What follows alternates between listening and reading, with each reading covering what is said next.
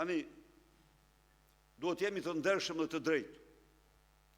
Në qoftë se presim ne që prokurorët të shkojnë dhe t'i vend hekurat e Edi Ramës, ne jemi personazhe, nuk jemi njerëz real. Është populli ai që thot fjalën e vet. Ata folën. Tuneli Llogaras është vepër kriminale. Është krim. Dhe është kryer nga Edi Rama. Ndaj dhe tani ne demokratët në frymëzimin atyre protesta që hoqen nga froni njërin nga ligësit më të mëdha karakteriale të këtij vendi siç ishte Erion Veliaj, se ishte. Tu them domon, nuk mund të njerëzit nuk e din, po të hysh në bëma dhe gjëmat e tij janë të pabesueshme. Tani kreu i Meduzës e ka radhën. E ka radhën kreu i Meduzës. E tanë e pitas.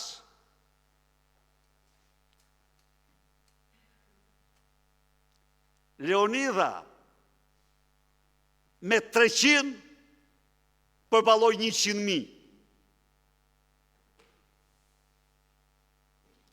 Asgjë s'mund t'i thyej njerëz të guximshëm që mbrojnë një çështje të drejtë. Dhe nuk ka çështje më të drejtë se kjo. Nuk ka çështje më të drejtë.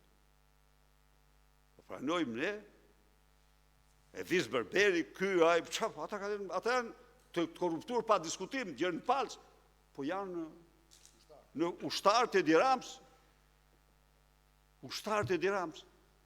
Shkoj mirë e bukur në Qershoj, shkoj në vizitë në Stamboll, mori sultaneshën me vete, aty firmosën, po bëjmë këtë, bëjmë ato, dhe u kthyen për mbysën tendrin dhe anë tendrin. O do u dalim zot ne tani, qytetarëve, ose historia do na denoj. Nuk ka patur në historinë 32 vjeçare të shtetit akt flagrant si ky. Është djegësi, po është proces në vulkan, është në zgjedhje, kurse këtu nuk ka, janë 2 persona, Edi Rama, Lubi Ballukua, e dini që ka ndajt 4 orë në zyrë ata, në gjendje shoku, kolapsi, dhe ajo i thot, si a fare dorëheqje,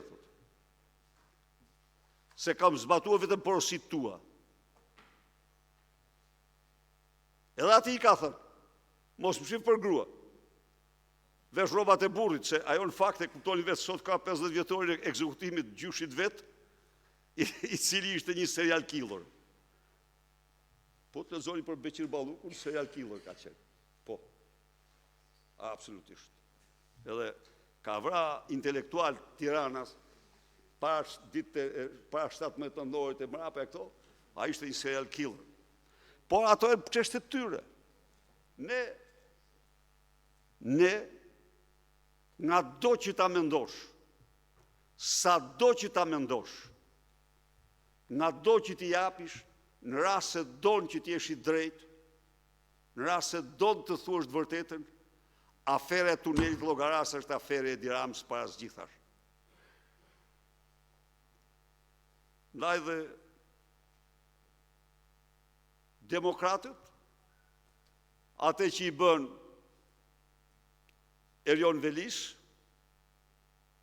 atë fat do i rezervojnë Edi Ramës. Nuk ka si kod moral, asë një gjë tjetër. O ai largohet, ose është fundi opozitës.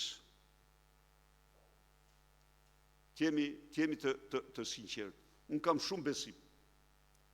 Tek guximi, kam besim. Tek trimëria, tek vendosmëria e demokratëve, e opozitarëve, e qytetarëve, Tani e kanë lakuriq. Narkosin. Tani s'ka ma iluzione.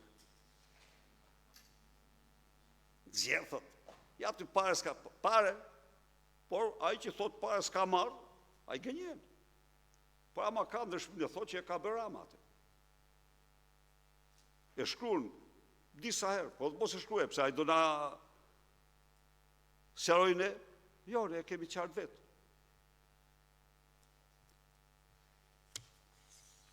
Të dashur deputetë dhe deputetë.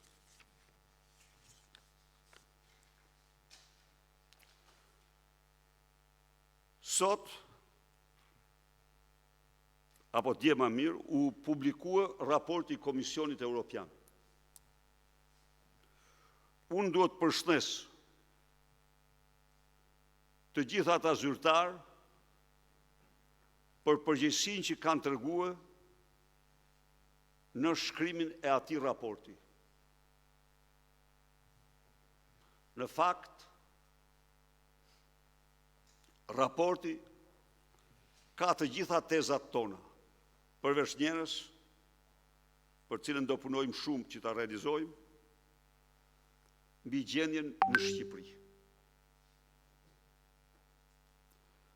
Raporti Komisionit Evropian për Shqipërinë thot se problemi madhor i Shqipërisë është mënyra se si qeveria i përdor institucionet për përfitime politike dhe ekonomike.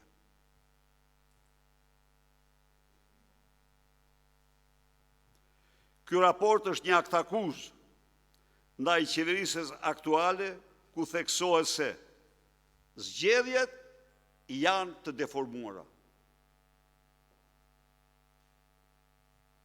Ndonë se Komisioni Evropian nuk është një komision, një institucion i specializuar për zgjedhjet, por ai merr të mirëfillt atë çka institucionet e besimit mirë të bona fide shkruajnë dhe thotë se zgjedhjet ishin të deformuara. Thotë se korrupsioni lulëzon. Thotë se kontrolli parlamentar mbi qeverisjen ka degraduar. Thotë se sistemi gjyqësor është në kolaps. Thotë se krimi organizuar është tetë i fuqishëm. Thotë se media është tmerrsisht e kontrolluar, apo e kontrolluar dhe e sulmuar. Thotë se administrata është e politizuar dhe fondet publike keq menaxhohen. I kanë bërë një radiografi